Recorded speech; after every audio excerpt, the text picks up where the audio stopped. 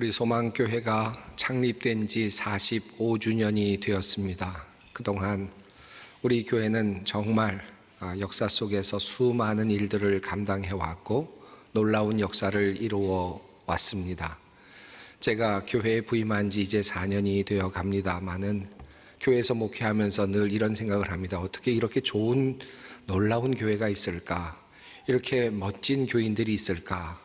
하나님의 사역을 침착하게 또 침묵 가운데서 성실하게 감당하는 성도들이 정말 많이 있는 우리 소망교회를 보면서 감탄하고 또 놀랄 때가 참 많이 있었습니다.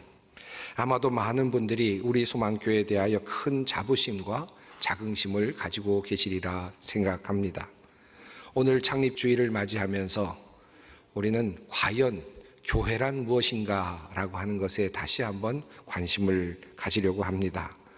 우리 소망교회는 어떤 정체성을 가지고 있는가를 다시 묻고자 함입니다.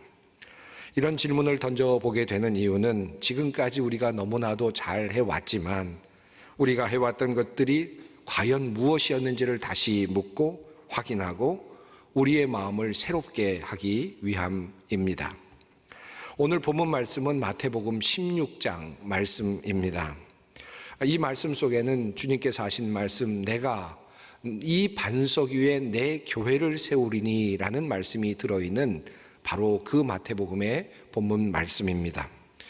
교회라고 하는 단어가 예수님의 입에서 처음으로 발설된 바로 그 본문이기 때문에 우리는 교회에 대한 이야기를 할 때마다 또 교회론을 다룰 때마다 가장 중요한 본문으로 그렇게 생각하고 읽는 그런 본문입니다. 오늘의 본문은 예수님께서 제자들에게 이렇게 물으시는 그런 질문으로부터 시작이 됩니다. 예수께서 제자들에게 물어 이르시되 사람들이 인자를 누구라 하느냐? 그때 제자들이 대답합니다. 더러는 세례 요한, 더러는 엘리야, 어떤 이는 예레미야나 선지자 중에 하나라 하나이다. 그때 예수님께서는 다시 질문을 바꿔서 이렇게 물으시죠. 너희는 나를 누구라 하느냐? 그때 베드로가 나서서 이렇게 대답을 합니다. 주는 그리스도시요 살아계신 하나님의 아들이시니이다. 이 말씀을 들으신 예수님께서는 베드로에게 칭찬의 말씀을 주셨습니다. 그리고 이것을 알게 아니는 내 혈육이 아니라 하늘에 계신 하나님이시다 라고 그렇게 분명하게 말씀을 하셨습니다. 다시 말하면 베드로가 이 고백을 한 것은 하나님의 계시적 사건이다. 스스로 알아낸 것이 아니다 라고 하는 말씀을 하신 것입니다. 이 말씀은 베드로가 정답을 말했다는 것을 의미하는 것이고 이 고백이 하늘의 하나님으로부터 주어진 고백이요 하늘의 선언, 계시적 선언이라고 하는 말씀이기도 했습니다. 그리고 이어서 주님께서는 이렇게 말씀을 하셨습니다. 너는 베드로라 내가 이 반석 위에 내 교회를 세우리니. 이 말씀의 흐름 속에 교회의 근거가 잘 나타나 있습니다. 여러분, 이 말씀, 내가 이 반석 위에 교회를 세우겠다라고 하는 이 말씀을 누가 하고 계시는 것입니까? 바로 예수 그리스도이시죠. 방금 베드로의 입을 통해서 계시적 고백, 계시적 선언이 있었습니다. 그리스도시요 살아계신 하나님의 아들이다 라는 말씀. 그런데 바로 그분이 내가 내 교회를 세우겠다 라고 말씀을 하시는 것입니다. 다시 말하면 교회의 근거는 예수 그리스도라는 말씀입니다. 한마디로 성경은 우리들에게 교회는 그리스도시요 살아계신 하나님의 아들이신 예수님께서 친히 세우신 것이다 라는 사실을 우리에게 분명히 알려주고 있습니다. 여기에 첫 번째 교회의 가치가 있습니다. 교회는 어떤 사람이 세운 것이 아니라는 것입니다. 어떤 이념이 세운 것이 아니라는 것입니다. 교회는 인간의 어떤 필요에 의해서 만들어진 것이 아니라는 것입니다. 교회를 세우는데 헌신한 분들이 참 많이 있습니다. 재물을 많이 내어놓으신 분들도 계시고 시간과 정성을 쏟아 부어주신 분들도 많이 계셨습니다. 하지만 이렇게 성장하고 멋진 교회로 소망교회가 이루어졌지만 그러나 그 어떤 사람도 교회의 설립자는 아닙니다. 교회는 예수 그리스도, 인류의 메시아 그리스도이시며 하나님의 아들이신 그분께서 이 땅에 친히 세워주신 하늘의 선물이라고 하는 것입니다. 그러므로 우리 소망교회의 주인은 하나님의 아들이시며 그리고 살아계신 그리스도이신 바로 예수님이십니다. 주님께서 우리 소망교회를 세우시고 지금도 이끌어 가고 계십니다. 교회가 설립된 초기에 큰 봉사와 헌신으로 함께 하신 분들이 있습니다. 주님께서 세우시는 교회에 동참했던 것입니다. 그분들이 역사의 뒤안길로 사라졌습니다. 하지만 교회는 여전히 왕성합니다. 주님께서는 여전히 또다시 교회를 세워가고 계십니다. 그의 아들과 딸들이 그리고 새로운 성도들이 이제 주님께서 세우시는 계속되는 교회의 사역에 동참합니다. 또한 지금의 우리들도 결국은 언젠가 역사의 뒤안길로 사라지겠죠. 그러나 주님은 주님의 교회를 끝까지 세우시고 그리고 지켜나가실 것입니다. 이 믿음을 가지는 것이 중요합니다. 공산주의 나라들이 한때 교회를 말살하려 하였고 북한에는 지금도 여전히 교회가 완전히 사라진 듯 보이기도 합니다. 또한 요즘도 여러 나라에서 기독교를 말살하려는 그리고 교회를 폐쇄하려는 정책들을 펴는 것들을 보게 됩니다. 그러나 교회는 살아계신 하나님의 아들 그리스도께서 친히 이 땅에 세우신 것입니다. 오늘도 주님께서는 교회를 세우십니다. 그 모든 것들이 다 사라진 것 같이 보이는 그곳에서도 교회는 왕성할 것입니다. 이것이 바로 하늘의 신비이고 하나님의 역사입니다. 문제는 우리 주님께서 세우시는 교회, 그 교회에 우리가 사용될 수 있는가, 우리가 동참할 수 있는가 하는 것입니다. 그런 의미에서 우리 소망교회 교우들이 과거에 또는 현재에 주님께서 세우시는 이 교회에 함께 동역하며 함께 봉사하고 교육하며 예배할 수 있다는 것은 하나의 큰 축복이며 큰 특권이 아닐 수 없는 것입니다. 이것은 우리에게 주신 큰 행운입니다. 하나님께서 우리에게 주신 축복이라는 말씀입니다. 주님께서는 우리를 택하시어 우리를 도구로 사용하셔서 주님의 교회를 만들어 가십니다. 우리를 도구로 사용하여 주셔서 소망교회를 지금까지 이끌어 주신 것입니다. 교회론의 관점에서 오늘 본문 중에서 늘 관심을 끄는 내용이 하나 있습니다. 바로 예수님께서 말씀하신 이 반석 위에라고 하는 말씀입니다. 주님의 교회는 무엇 위에 세워지는가? 교회의 기초는 과연 무엇인가? 라고 하는 질문입니다. 우리는 이미 교회를 세우시는 주체가 예수 그리스도이심을 확인했습니다. 그렇다면 그 예수님께서는 무엇 위에 교회를 세우시는가? 라고 하는 질문입니다. 아시는 바와 같이 지금까지 가톨릭 교회는 이 말씀을 베드로를 향한 말씀으로 이해하였고 그리고 교황의 수위권을 뒷받침하는 말씀으로 이해하며 해석해 왔습니다. 즉 다시 말하면 베드로에게 주신 권한을 따라서 교황들이 교회를 치리할 권한을 가지고 있다라고 하는 해석이었습니다. 종교개혁자들과 개혁교회에서는 이를 반대하며 주는 그리스도시요 살아계신 하나님의 아들이십니다 라고 하는 이 고백 위에 교회가 세워졌다라고 그렇게 주장하며 교황의 수위권에 반대해 오기도 했습니다. 이 말씀의 진정한 의미는 무엇일까요? 분명히 예수님께서는 베드로를 향하여 이 반석이라고 그렇게 표현하셨습니다. 베드로라는 말이 헬라어로는 페트라라고 하는 반석이라는 말에서 유래하였기에 자연스러운 언어적인 흐름이라고 할 수 있을 것입니다. 그러나 여기서 중요하게 보아야 할 것은 베드로, 지금 여기서 말하고 있는 베드로는 과연 어떤 베드로인가라고 하는 것입니다.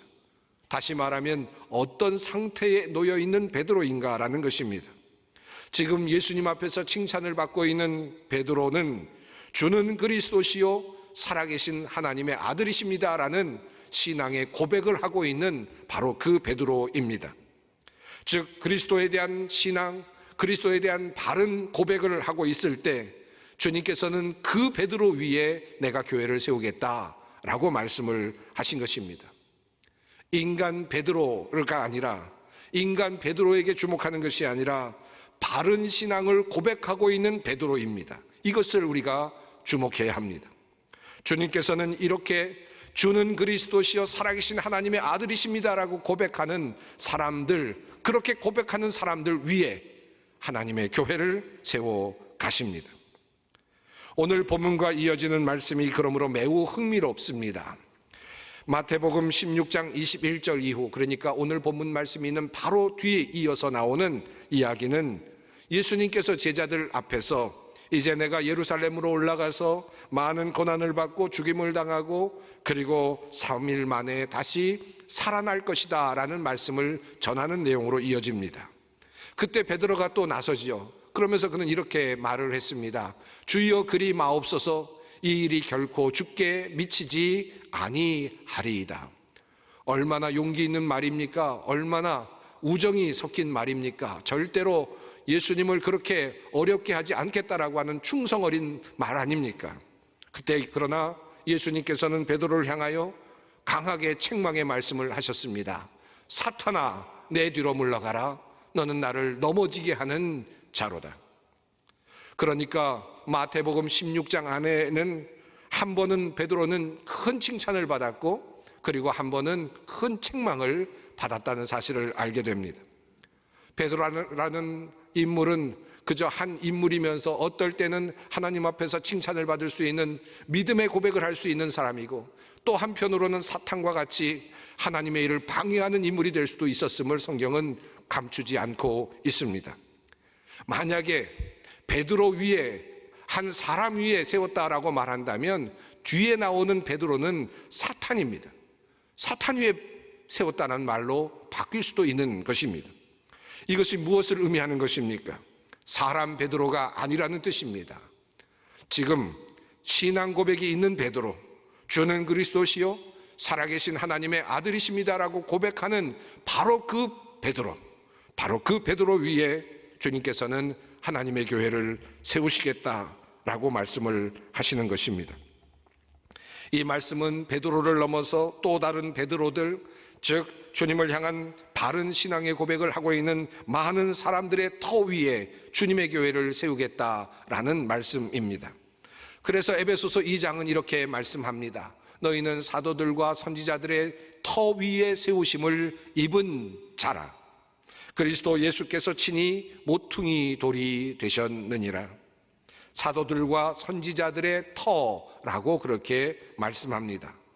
베드로를 넘어서서 주님을 그리스도로 하나님의 아들로 고백하는 모든 사람들, 그것을 가르치는 모든 사람들, 사도들과 선지자들과 그리고 이어지는 수많은 성도들 위에 바로 그 터 위에 하나님께서 주님의 성전을 지으신다라는 말씀입니다. 그러므로 교회의 터는 믿음의 사람들이라 할 수 있습니다. 바른 신앙의 고백으로 살아가는 믿음의 사람들이 교회를 세워가는 것입니다. 잠시 베드로는 인간적인 생각으로 하나님의 순환을 막아서려 하였습니다마는 인간적인 정의나 인간적인 생각으로 교회를 세울 수는 없는 것이었습니다. 세상의 지식이나 심리학이나 경제학이나 사회학이나 어떤 생각이나 지식도 교회의 터가 될 수 없습니다. 어떤 사람들은 교회를 세우겠다고 하면서 경제적인 또는 경제학적인 원리를 가지고 교회를 세우려고 합니다. 계산을 하고 비용을 계산하고 그리고 그것 안에서 교회를 세우자고 합니다. 교회는 그렇게 세워지는 것이 아닙니다. 정치적으로 이와 같은 일들을 해야 되지 않는가? 교회는 마땅히 이와 같은 일들을 하는 것이 옳지 않는가라고 하는 당위적인 어떤 이유나 어떤 조건에 따라가지도 않습니다. 교회의 근거는, 그리고 교회가 세워지는 바로 그 터는 하나님의 아들 예수 그리스도를 고백하는 그 고백 위에 세워지는 것입니다. 바로 그 사람들 위에 교회가 세워지는 것입니다. 이러한 고백과 신앙의 사람들이 터 위에 세워진 교회는 그렇다면 어떠한 능력을 가지고 있습니까? 교회를 친히 세우신 예수님께서는 그 교회에 대하여 이렇게 말씀하십니다. 음부의 권세가 이기지 못하리라. 권세라는 단어는 헬라어로는 데몬이라는 단어로 바꿀 수 있습니다. 다시 말해 음부의 데몬이 견뎌내지 못할 것이다, 이기지 못할 것이다 라는 말씀입니다. 음부란 사망에 대한 은유로 이해할 수 있겠죠. 다시 말해 사망의 대문이 견뎌내지 못할 것이다 라는 뜻입니다. 우리 주님께서 우리 교회에 이와 같은 큰 특권, 권한을 주신 것입니다. 이것이 어떻게 가능합니까? 바로 예수님께서 음부의 권세를, 사망의 권세를 이겨내셨기 때문입니다. 다시 말해 음부의 권세를 이기신, 사망의 대문을 뚫고 나오신 예수님이 교회의 주인이 되시기에 교회는 음부의 권세가 이기지 못하는 특권을 가지고 있는 것입니다. 이 세상의 어떤 단체도, 어떤 공동체도, 어떤 건물도, 어떤 모임도 죽음의 권세를 이겨내는 그와 같은 권세를 가지고 있지 못합니다. 사랑하는 성도 여러분, 교회가 설립된 지 45주년이 지나면서 소망교회를 세우는 일에 동참했던 주님의 귀한 성도님들이 하나 둘씩 세상을 떠나는 모습을 봅니다. 열심히 교회를 세웠던 분들이 쇠약해져가는 모습을 봅니다. 하지만 우리는 알고 있습니다. 예수 그리스도께서 음부, 사망의 대문을 부수시고 부활 승리하셨기에 우리는 죽음 앞에서도 두려워하지 않습니다. 교회란 무엇입니까? 사망의 길로 가는 모든 사람들에게 생명의 빛, 부활의 소망을 주는 것입니다. 소망교회가 바로 그러한 곳입니다. 우리는 이런 일을 지금까지 감당해왔고 수많은 죽음과 그리고 병약함과 고난과 장애 속에서도 그리고 실패 속에서도 희망을 잃지 않았습니다. 교회는 음부의 권세, 사망의 권세를 이기는 힘을 가지고 있습니다. 또한 주님께서 이렇게 말씀하셨습니다. 내가 천국 열쇠를 주리니 내가 땅에서 무엇이든지 매면 하늘에서도 매일 것이요 내가 땅에서 무엇이든지 풀면 하늘에서도 풀리리라. 이것은 무슨 말씀입니까? 가톨릭 교회가 말하듯 교황의 권한을 의미하는 것입니까? 교회가 가지고 있는 정죄권과 용서권에 대한 그런 허용의 말씀일까요? 과거 교회는 이 권한을 근거로 세상 사람들을 판단하고 정죄하는 일을 하곤 했습니다.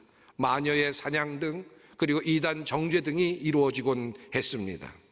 물론 1차적으로 이와 같은 해석이 가능할 것입니다. 하지만 이 본문을 원어로 읽으면 흥미로운 다른 해석이 가능합니다. 내가 땅에서 풀면 하늘에서 풀릴 것이다 라는 말씀, 이 말씀에 나오는 풀릴 것이다 또는 매일 것이다 라고 하는 문장은 한글 번역으로 언뜻 보면 미래 수동형으로 그렇게 읽힙니다. 하지만 원어로는 완료 수동 분사가 미래형과 함께 사용되어 있는 아주 특별한 형태입니다. 조금 어렵습니다만 완전하게 번역하기도, 한국말로 번역하기도 어렵습니다만 이렇게 번역해 볼 수 있을 것입니다. 내가 천국의 열쇠를 내게 주리니 내가 땅에서 무엇이든지 매면 하늘에서도 매어져 있을 것이요 내가 땅에서 무엇이든지 풀면 하늘에서도 이미 풀려져 있을 것이다 라는 말씀입니다. 이러한 번역이 우리에게 주는 의미의 차이는 무엇이겠습니까? 이것은 행위의 순서를 뒤바꿔 놓을 수 있습니다. 단순 미래라면 베드로가 주도권을 쥐고 교회가 주도권을 쥐고 결정하면 하늘이 그대로 따라오는 그와 같은 순서가 될 것입니다. 그러나 완료 수동 분사가 미래형과 함께 사용된 표현은 베드로가 결정한 내용 혹은 교회가 결정하고 따라가는 내용이 이미 하늘에서 결정된 내용이라는 뜻으로 읽힐 수 있는 것입니다. 즉 교황이나 교회가 하늘의 질서를 마음대로 좌지우지하는 것이 아니라 이미 하늘에서 이루어진 그 뜻, 하나님께서 예정하신 그 뜻을 땅에서 이루는 일을 교회가 감당한다라는 뜻입니다. 주님께서 가르쳐 주신 기도문 중에 이런 말씀이 나오죠. 뜻이 하늘에서 이룬 것 같이 땅에서도 이루어지이다. 그렇습니다. 천국의 열쇠를 가진 교회는 하늘의 뜻을 이 땅에 이루는 에이전트라 할 수 있습니다. 그것을 베드로라 부르든 교회라 부르든 주님께서 친히 세우신 교회는 천국의 열쇠를 지니고 있습니다. 그것은 하늘의 뜻이 이 땅에 이루어지게 만드는 바로 그 열쇠인 것입니다. 사랑하는 소망교회 성도 여러분, 우리 소망교회가 창립 45주년을 보내고 있습니다. 우리 소망교회는 주님께서 친히 세우신 교회입니다. 메시아 그리스도이시며 그 하나님의 아들이신 그 주님 예수께서 이 땅에 세우신 복된 바로 그 교회입니다. 음부의 권세, 사망의 대문이 견뎌내지 못하는 생명이 있는 교회입니다. 부활의 소망이 넘쳐나는 교회입니다. 부활의 소망을 전하는 교회입니다. 소망교회는 천국의 열쇠를 가지고 있는 교회입니다. 하늘의 뜻을 이 땅에서 이루어내는 교회입니다. 그래서 천국의 입장권을 가지고 있는 교회입니다. 바로 이것이 우리 소망교회입니다. 이 교회를 우리가 이제 계속 세워 나갈 것입니다. 아니, 주님께서 하실 것입니다. 우리가 사용되기를 원할 뿐입니다. 주님은 바로 이런 교회를 이 땅에 세우기를 오늘도 원하고 계십니다.